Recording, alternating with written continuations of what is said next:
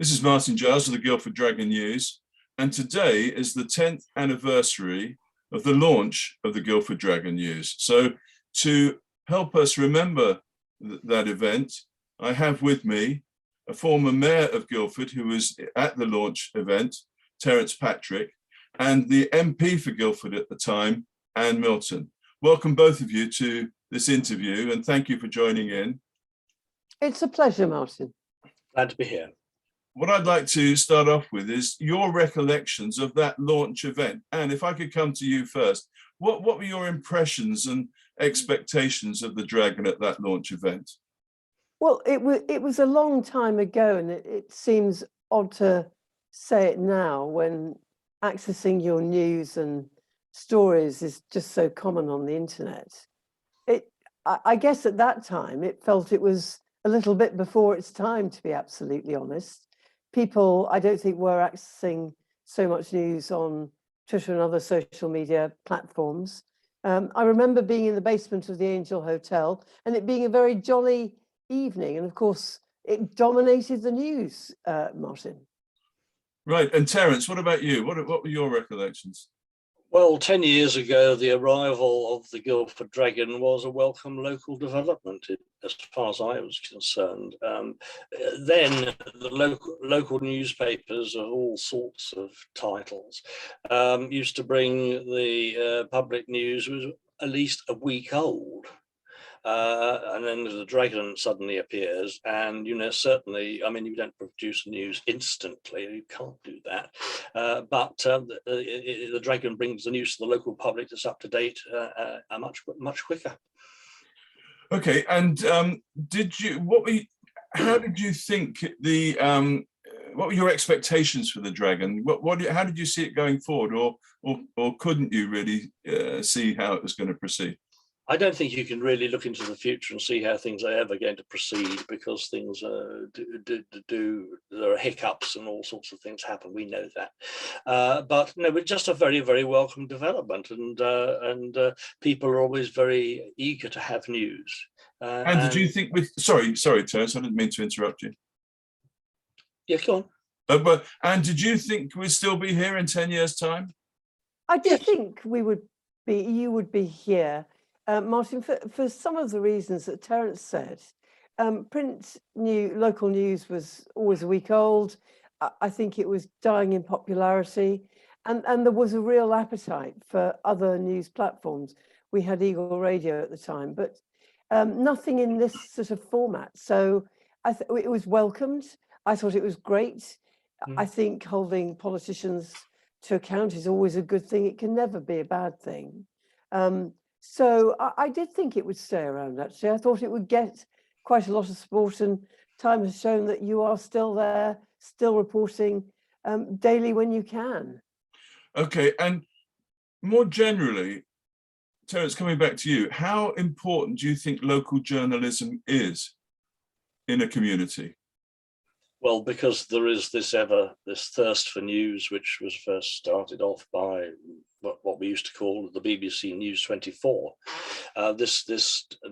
People are eager to receive news on a regular basis. I think they get a bit too much of it these days. It's gone the other way. And also and I know this obviously from personal experience, that, it's a very hungry animal to keep fed with news. So you get news which is trite and perhaps not as important as headline grabbing as some other items of news. Okay, Anne, what's your view? The importance of local journalism in a community. I think it's really important, Martin. I think it's important. I mean, you and the other people reporting on the Guildford Dragon give up a lot of your time to make sure that local people are informed. And I think the reporting of events, the neutral reporting of events, is absolutely critical. And of course, when it's derived from the local area, i.e. the reporters are local, it has that bit more resonance in the stories. Okay, I mean, it has been said that it's an essential component of democracy, because unless there is some independent scrutiny in published form of government, whether it's local government or national, it doesn't really work properly. Would you agree with that, Anne, first?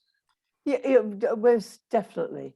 In elections, be they local or national, people generally rely on the leaflets that political parties put through your door, and that isn't sufficient. So the local reporting is absolutely critical to democracy. Absolutely, a neutral voice reporting the events, digging around the stories, and presenting people with the facts.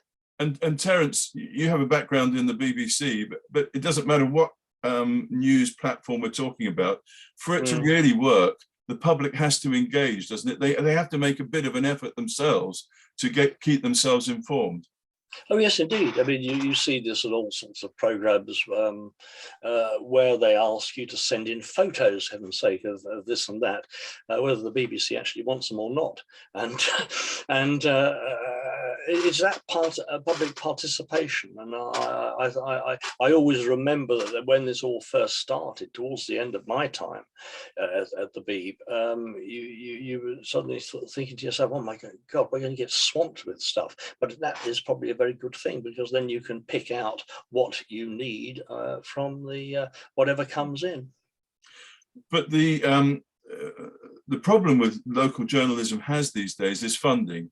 Local journalism used to have a monopoly on advertising, and that provided the money to support the reporting. With the advent of the internet, that's all drained away, or nearly all drained away. So how can the problem of funding local journalism be solved? The Dragon has to rely on voluntary effort, but that's not a sustainable business model. So what ideas would you put forward for the funding of local journalism? Terence, again, if we start with you on this one. I don't really have any off-the-cuff solutions to this. All I realise is that I do this from a national perspective, that it's most important that national and local TV news on whatever platforms, if they're going to start eating into the advertising, which is what keeps ITV and Channel 4 and a lot of other things alive, and also has an effect on the BBC and the license fee. If you start eating into that, there's going to be scraps left for local journalists. Right, but do you think there's a role for government funding of local journalism? We do see that I think certainly in Scandinavian countries, whereas in America the model is more for local donations supporting journalism. Which would you prefer? I wouldn't go down the local donations line. I think some sort of grant from central government, and if they're interested in democracy, and would comment here, that would be the way to do it. But unfortunately, there's all this angst at the moment trying to get away from the TV license fee, which is absolutely flipping essential for the BBC. When you have, when I used to do the 9 o'clock news, it used to cost £100,000 a time. And not a lot of money, and people don't realise the sort of costs which are involved in journalism, whether it be the Dragon or whether it be national television, local television. What about you, Anne? Do you think there's a case for government funding? Well, you're asking at a time when the finances are seriously stretched, Martin. But so I don't think it's going to happen soon. And arguably is the case. The question would be, and I can see a real old political bum fight if you did, is which news outlets do you fund? Mm-hmm. And of course, as you will know, Martin, anybody who attempts to do neutral reporting of anything is always accused by all the individual political parties as being biased against them, as the BBC find often to them costs. There's always an accusation. So I think what would be difficult is to know which and how many local news outlets you would fund. You could put in place a process. As I say, now is probably not the time when it would get any traction, to be honest, when there are so many other things to spend money on. Right. Okay. Well, finally, where do you predict the Guildford Dragon will be in 10 years' time? Will we still be here, do you think? And if so, in what kind of form? And we'll start with you on this one. Well, hopefully you will still be there, Martin. I think, you know, the Guildford Dragon has done a good job. You've done a good job to survive the 10 years that you have. I think what's going to be important for the Guildford Dragon is to see younger people coming through, because all of you will want some succession planning. Definitely. Other people, so newly retired people, often can make a significant contribution. And if you do it for no other reason, the reason is for democracy, really. That neutral reporting, particularly of local events, and some of the more newsy articles you do, like on bird watching and that sort of thing, are really important for the vibrancy of a local area. And Terence, if you were a betting man, are we going to be here in 10 years' time? Oh, I'm quite sure you are, but it is up to you whether you're here in 10 years' time, to be quite honest. You know, you've got to have you obviously do this almost, well, not quite as a hobby, but as a pastime, and a very worthy pastime, and very good. And you're filling a gap that would be otherwise filled. But it's up to, again, as Anne said, succession planning, and taking succession planning seriously, and realise, you know, where you're going, you know, in terms of staff and all the people it takes to actually run the Dragon. Yeah, I would just like to say that from my point of view, it's definitely not a hobby. We might be doing it as volunteers, but we aspire for professional standards, which I think we achieve most of the time. But I appreciate.